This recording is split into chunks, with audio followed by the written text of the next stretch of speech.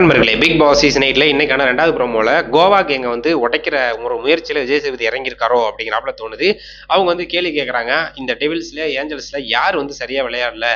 யார் வந்து அந்த டெவில்ஸுக்கு தகுதி இல்லாத அவங்களா இருக்காங்க? அது மட்டும் இல்லாமல் இவங்களெல்லாம் நீங்க வந்து பெருசா எதிர்பார்த்திருப்பீங்களே, இவங்கலாம் டெவில்ஸா வந்தா பிரிச்சு மேய்ஞ்சிருவாங்க. ஏஞ்சல்ஸா இருந்தா அதுக்கு தகுந்தாப்புல இருப்பாங்க அப்படின்னு சொல்லிட்டு ஒவ்வொரு கண்டஸ்டன்ட்டுக்கும் ஒரு எதிர்பார்ப்பு இருந்திருக்கும்.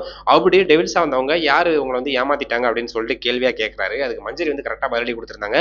நான் வந்து ஜாக்லின், சௌந்தர்யா அவங்க 2 பேரும் டெவில்ஸா இருக்கும்போது சரி இன்னைக்கெல்லாம் வேற லெவல்ல பண்ண போறாங்க. அவங்க என்ன பண்ண போறாங்க அப்படின்னு சொல்லிட்டு நம்ம பார்ப்போம். ரொம்ப இன்ட்ரெஸ்டா இருக்கும்போது அப்படிங்கிறப்ப அவங்க நினைச்சுக்கிட்டு நான் இருந்தேன். பட் அவங்க வந்து ரொம்ப போரா நடந்துக்கிட்டாங்க. நடிக்க ஆரம்பிச்சிட்டாங்க.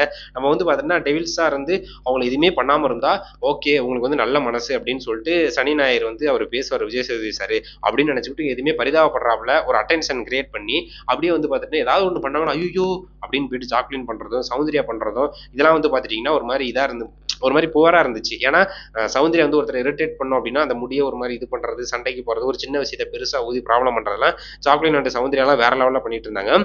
அதை வந்து டெவில்ஸா மாறினதுக்கு அப்புறம் என்ன எந்த அளவுக்கு கொண்டு போயிருக்கலாம் அதை தான் வந்து மஞ்சள் எதிர்பார்த்திருக்காங்க, தரிசிக்க எல்லாருமே எதிர்பார்த்திருக்காங்க. பட் அவங்க வந்து அதை வந்து ஃபில்பிட் பண்ணல அப்படிங்கிறப்பலே சொல்லியிருக்காங்க. விஜய் சேதுபதி ஒரு ஒரு பதில் அது கொடுத்துருக்காங்க.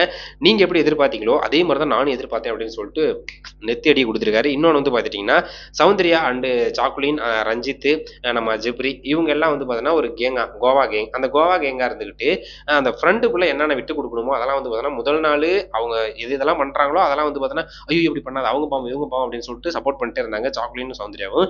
2வது நாள் ஏஞ்சல்ஸா மாறினதுக்கு அப்புறம் அந்த ஹார்ட்டை வந்து கொடுக்கும்போது ரஞ்சித் ஜிப்ரி போய் கெஞ்சராப்ல அதாவது அது ஒரு பிரச்சனையா வந்து பார்த்தீங்கன்னா ஊதி பெருசாக்கி கொஞ்சம் பெரிய பிரச்சனையா வந்து பார்த்தீங்கன்னா சாக்லேட் கொண்டு போயிருந்தாங்க.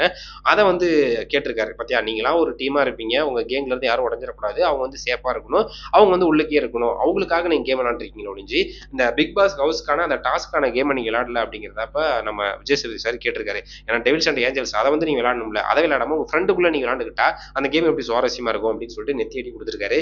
இந்த கேங்கை வந்து முதல்ல உடச்சு விடுங்கப்பா அப்படின்னு சொல்லிட்டு பல பேர் எதிர்பார்த்து காத்துக்கிட்டு இருக்காங்க என்ன நடக்குது அப்படின்னு சொல்லிட்டு இன்னைக்கு இரவு தெரிஞ்சிடும். ஸோ இந்த ப்ரோமோல வந்து பார்த்தீங்கன்னா பெரிய அளவில் பில்டப் கொடுத்துட்டு அங்க உள்ளுக்கு போய் சோலை வந்து பார்த்தீங்கன்னா பெருசா இல்லாம ஏதோ கேட்கறாப்புல கேட்டு ஓகே நீங்க அப்படியே கண்டினியூ பண்ணுங்க அப்படின்னு சொல்லிட்டு சொல்லிடக்கூடாது. பார்த்து பண்ணி விடுங்க.